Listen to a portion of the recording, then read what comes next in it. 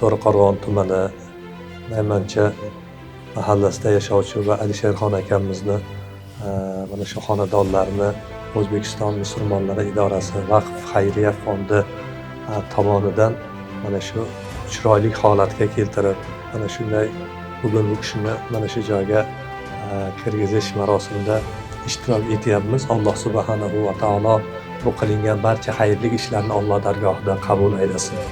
Payg'ambar alayhissalomning bitta hadislari bor. Alloh farz qilgan amallardan keyin eng Allohga yoqadigan amal insonlar qalbiga xursandchilik kirgizish deganlar.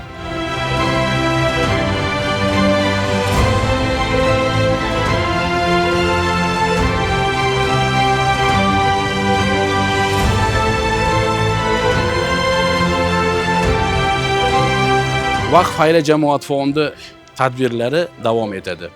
Navbatdagi manzilimiz Namangan viloyati To'raqo'rg'on tumani Tepa Naymancha mahalla fuqarolar yig'inidagi Alisherxon aka xonadonidamiz.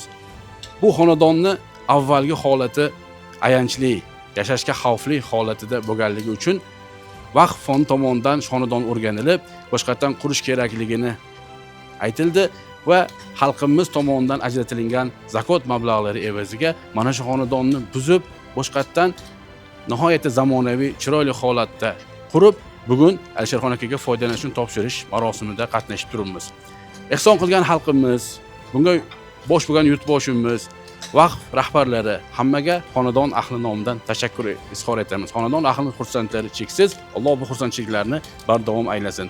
Vaqf xayriya jamoat fondining barcha xayrli ishlarida Alloh o'z madadkor bo'lsin.